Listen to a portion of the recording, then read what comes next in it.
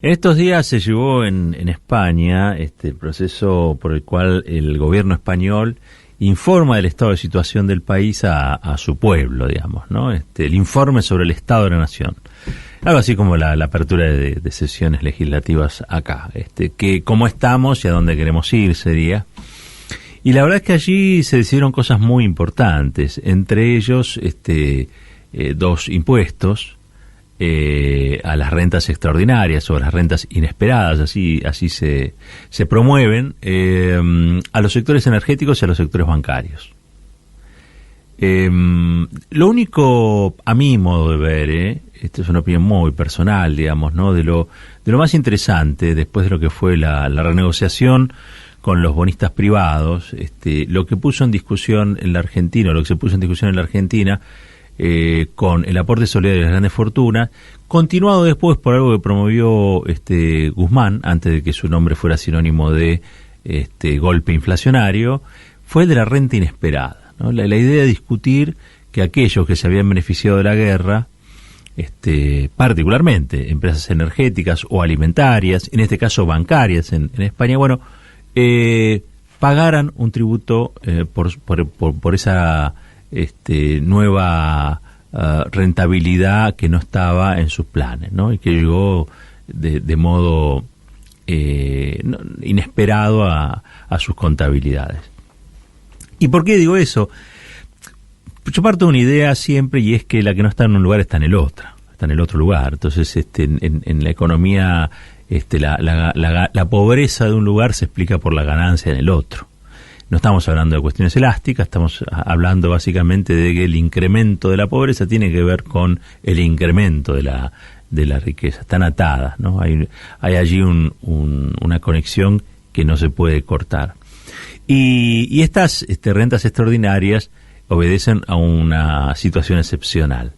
Esa situación excepcional se da en estos rubros, se traduce en una ganancia de estas características, pero por el otro lado, en los sectores populares se vive como un nuevo golpe a sus bolsillos. Por lo tanto, el Estado está obligado a generar algún tipo de equilibrio, el Estado está obligado a ir a buscar esa riqueza y ponerla a disposición del conjunto de la sociedad, ¿no? El Estado tiene que garantizar el bien común y no solamente el bien de algunos poderosos. Ese sería un poco el concepto, la lógica, a su vez de pagarles o cobrarles impuestos progresivos a los que pueden pagar. Yo les quiero hacer escuchar palabras de la vicepresidenta segunda, ministra de Trabajo también de el gobierno español, Yolanda Díaz. Es una persona que proviene del Partido Comunista, que integra la Alianza de Gobierno Progresista allí en España. Yolanda Díaz, en el marco de este informe del Estado de la Nación, decía lo siguiente. Creemos que es el momento de la reforma fiscal. Insisto, los tributos que hemos sostenido, defendido en el Real Decreto Ley, tanto el de las eléctricas como hoy el de las entidades financieras, se van a desarrollar en el año 23 o en el año 24, por tanto, aunque sea con carácter retroactivo, el impacto no va a ser ahora.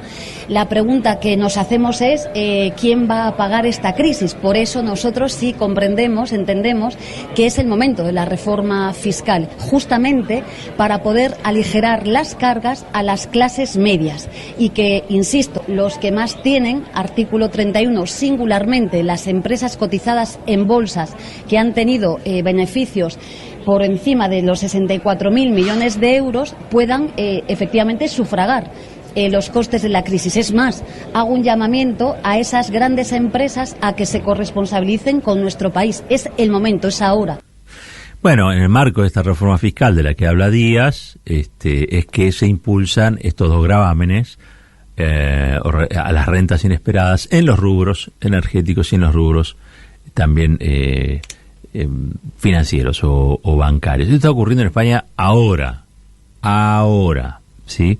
Yolanda Díaz, yo hacía en esto un paréntesis, porque Yolanda Díaz, ustedes saben que la inflación en España es muy alta. Este año creo que tiene un interanual de 10 puntos o algo así. Para la inflación habitual es una explosión, ¿no? O sea, están viviendo hoy una economía inflacionaria que a la que estaban desacostumbrados. Cuando le preguntaron a Yolanda Díaz, ministra de Trabajo, qué lujo, ¿no?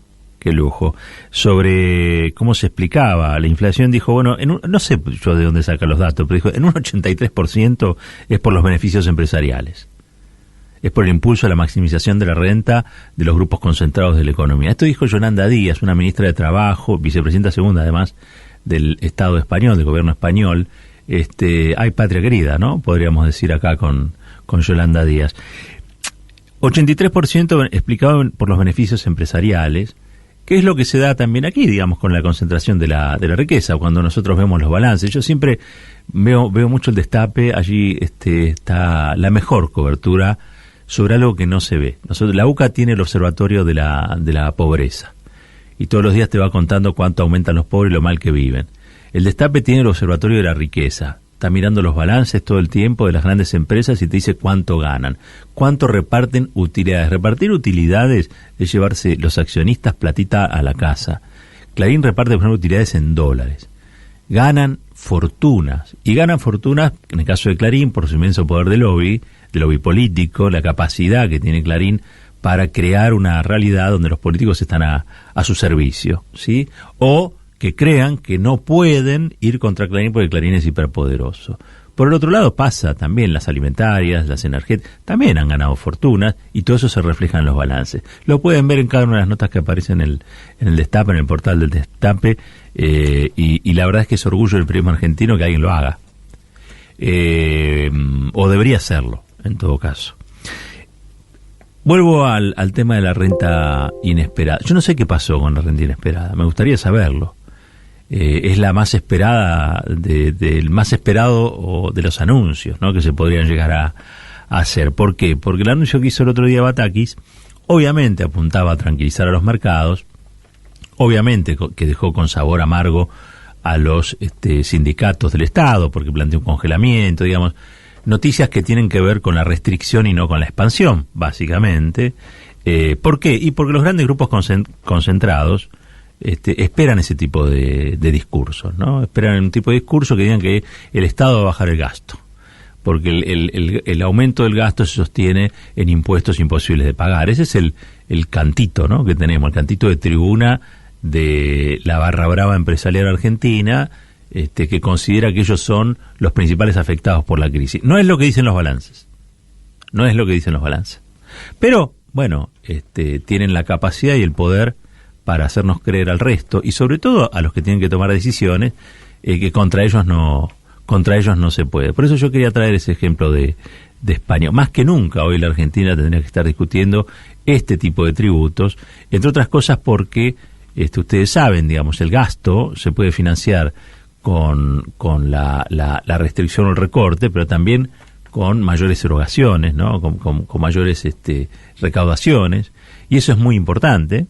Y el tema es que paguen, como se está haciendo en España, los que más tienen, ¿no? Digo, la gran injusticia de la Argentina, una de las grandes injusticias de la Argentina, es que quizá el impuesto que más se cobra sea el impuesto al valor agregado, que es el más regresivo de todos los impuestos, donde un rico y un pobre pagan lo mismo, cosa que es absurda, ¿sí? Es un porcentaje sobre el bien que es igual para el muy rico y para el muy pobre. Eso es una tremenda injusticia, ¿no? Y sin embargo, es sobre esa tremenda injusticia que se monta todo el aparataje de administración financiera del Estado. ¿Por qué? Y porque es el que más se recauda, es el que permite pagar jubilaciones. Es que ahora, la verdad es que el otro día yo estaba viendo de la oposición, ellos están promoviendo la derogación del impuesto a los bienes personales, que es el único impuesto a la riqueza real que tiene la Argentina. Y ellos están ya por la derogación. Ya lo habían bajado con Macri, están por la derogación. Viven en otra galaxia, porque son a su vez los que después reclaman porque a los jubilados se les paga poco, son los que después reclaman porque los servicios que da el Estado son malos, son los que después reclaman, bueno, por un lado militan el desfinanciamiento del Estado, por el otro lado exigen que el Estado preste mejores servicios. Cuando el Estado se ocupa, cuando el Estado está presente, sale caro. La única pregunta, como bien lo decía Yolanda Díaz, y con esto cierro, es ¿quién se va a hacer cargo de la crisis? Si el gobierno tiene claro quién se va a hacer cargo de la crisis, este gobierno, en cualquiera de las variantes que tenga para ofrecer como candidaturas, el año que viene tiene enormes chances de reelegir. Pero tiene que poner claro rápidamente quién paga la crisis. Si la crisis la pagan los mismos de siempre, o la crisis es descargada sobre aquellos sectores que no tienen cómo defenderse, probablemente tengamos un 2023 de malas noticias electorales. Si por el contrario, la amplia mayoría de la sociedad siente que ha sido cubierta por un manto de protección en base a una gestión virtuosa, bueno, seguramente las expectativas van a ser otras. Para terminar, entonces, les decía, España está discutiendo una reforma fiscal, impulsa 2 gravámenes a la renta inesperada. Acá el que la impulsaba un día dejó de hacerlo, se fue, nos dejó un golpe inflacionario mortal, 30% para bolsillos ya demasiado saqueados. Ojalá que recuperemos el equilibrio y la sensatez, ojalá que el gobierno vuelva a impulsar estas rentas y que se fije más en lo que está haciendo el gobierno español que en lo que está haciendo otros gobiernos, otras gestiones de otros espacios políticos. Me parece que hay mayor comunión de intereses o miradas parecidas con el gobierno español que quizá con otros. El propio Boric ahora está expandiendo el gasto, sí, en Chile. Esas son las noticias que nos llegan, como tampoco llega que Francia acaba de estatizar una empresa eléctrica. Acá todavía estamos discutiendo cuánto más vamos a pagar de luz. Bueno, cosas que pasan, sí, y que pocos comentan.